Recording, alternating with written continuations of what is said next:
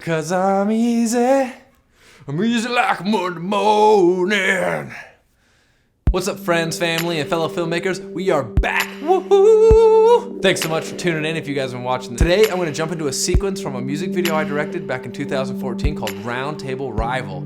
If you haven't seen the full video by Lindsey Stirling, check out the link right here.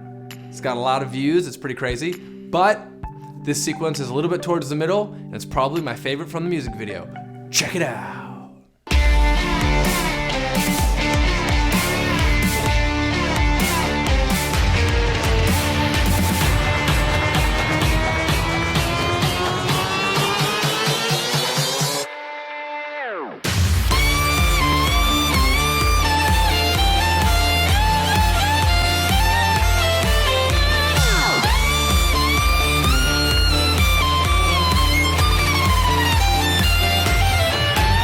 Oh, gets me every time. When I started pitching on this video, Roundtable Rival, they wanted to do this Western duel. They wanted to have VFX, people shooting huge sound waves out of instruments, a lot of dancing, choreographed dancing fight sequences, and had never done anything like that before. So when I was briefed with the idea about the video and the song, I started just diving in, looking at all these Westerns. And then I met with Lindsey, and she had all these crazy ideas about how the VFX were gonna work, how the dancing would work, how the choreographed fight sequences would look with the dancing kind of all intermixed. And there was this section right in the middle of the video where Durango Black and his two goons are rolling back into town with their huge oversized speaker that's gonna be the ultimate sound weapon to fight back against Lindsey and the girls. And we knew that we wanted there to be this choreographed dance sequence happening. And it's something that we rehearsed in a studio on nice, solid floor. So the guys that are doing this dance fight then on set have to be able to translate this from the nice, solid rehearsal floor to the sand. And they're jumping over each other, doing these crazy push-ups, doing all sorts of technical moves on the sand. But when the thing starts to finally pick up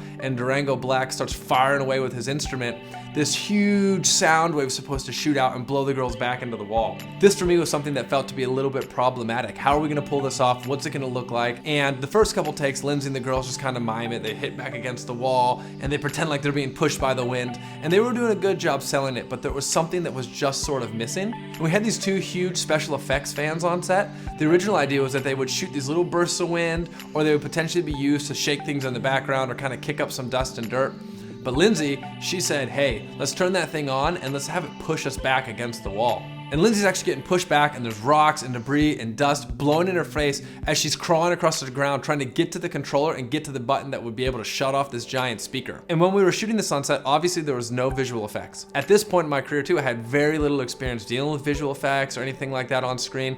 Anything I would have done would have been for cleanup. Maybe you removed a logo from a vehicle, or you wipe out the boom if the boom operator dipped a little bit too low. So when you're shooting it on set, you're just imagining what it's gonna look like, and the visual effects supervisor, Luke, was there kind of walking us through the shots, explaining what we might need, explaining what would maybe enhance it once he got into being able to create those assets in post-production. In the end, he was able to build in these huge sound waves mixed with the practical effect of the wind actually blowing and kicking up rocks and dust, and it created a really amazing sequence in the video. I had a blast being involved with this video, and I'm really stoked on how it came out. The big takeaway for me was trusting the other collaborators that are involved with the project when you're dealing with things that you haven't done before. The production design team, the special effects guys that created all the giant speakers, all these crazy instruments, and the wind, and then the visual effects team that kind of came in and supervised on set what we were shooting and ultimately saw it through in post. If you want to watch more of the behind the scenes of this video, there's a link to that right here as well. But guys, thanks so much for watching. Go ahead and gently just tap on that thumbs up.